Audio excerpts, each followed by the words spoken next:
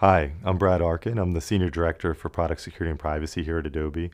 And in this role, I manage a couple of teams. The first team that I manage is the Adobe Secure Software Engineering team. And this group looks after all of the proactive work that we do with the product teams to make sure that we're building our software to be as robust as possible against attack.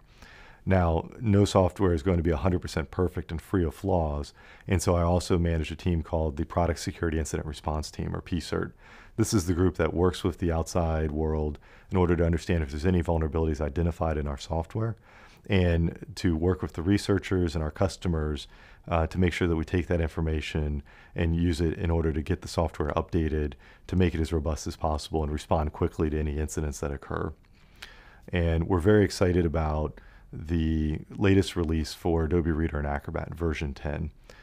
We saw that in early 2009, bad guys started to look at PDF as an attractive attack vector because of the fact that it works as an email attachment as well as a web browser attack scenario. There's two different ways to go after the users. And so bad guys started to leverage this by shipping corrupted PDF files, which would then install malware on the machine once they were opened by the user.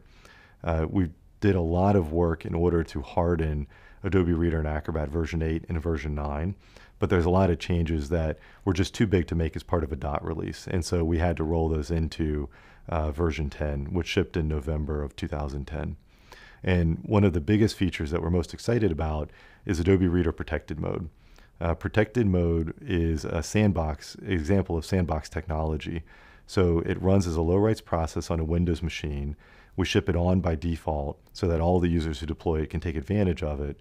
And the result of this extra layer of protection is that even if an attacker is able to find an exploit, a vulnerability inside of the Reader code base, the exploit against that would then leave the attacker running code inside of the low rights process on a Windows machine. And what this means is that they can't install software, they can't tamper with files, the bad guys can't change the registry or do any of the other interesting activities which they were using in attacks against older versions of Reader and Acrobat. We shipped this in November of 2010, and since then we've been very pleased with the results. Bad guys have, in effect, moved on to other targets because of these defenses that we've seen in Reader 10. Starting with 10.1, we're also giving our users the opportunity to use Acrobat Protected View. In the browser plugin, this offers the same experience that users have with Adobe Reader Protected Mode. The browser plugin runs in a sandbox. Any malware that were to attack that plugin would not be able to install software on the machine, even if they're successful in running code inside the sandbox. That's how the sandbox design works.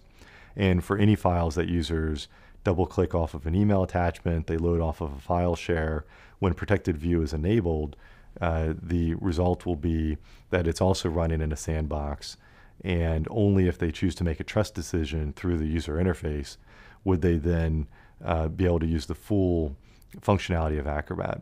And this is a feature that users can enable starting in 10.1 and later, which will be an extra level of defense, which might be appropriate for high assurance environments. The end result of all this is that Reader and Acrobat version 10 is much more robust against the types of attacks that we've seen over the past couple of years.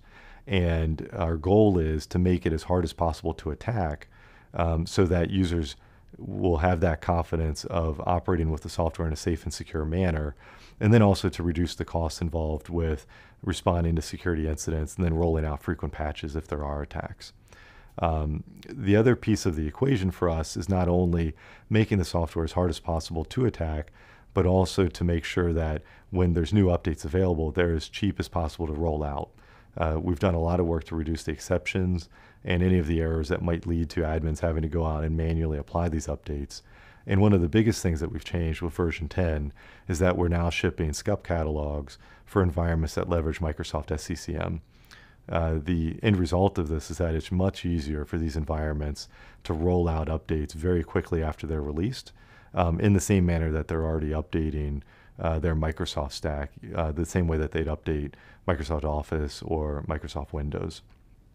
All of this work, the hardening of the code, making the application more robust against the attacks that we're seeing today, as well as the changes that we've made to make the software cheaper and easier to deploy makes it overall a lot less expensive to operate Reader and Acrobat in these large environments. And so it's something that we're very excited to get out to our users. And for all of the environments who have already made the update, we've seen that their cost of operations have really been reduced dramatically, at the same time as increasing their assurance level of operating in a safe and secure manner for their end users. So another thing that we're very excited about is the new updater that we integrated into version 8.9, and then it also remains the same updater for version 10 for Reader and Acrobat.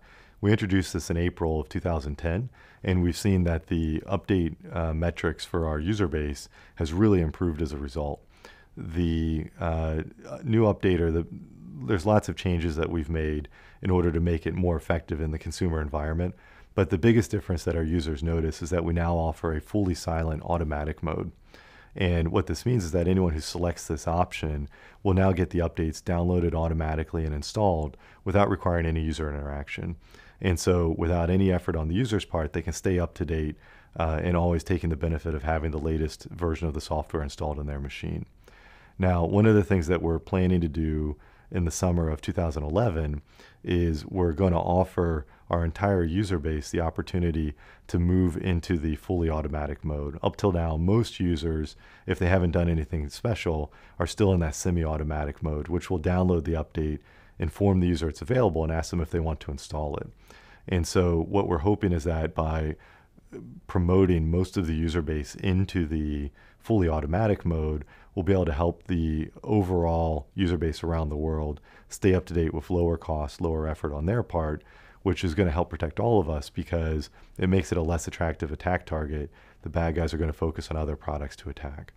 And so this is another thing that we're doing in order to help protect our users, primarily in a consumer environment, but the benefits are something that expands across all of our user base.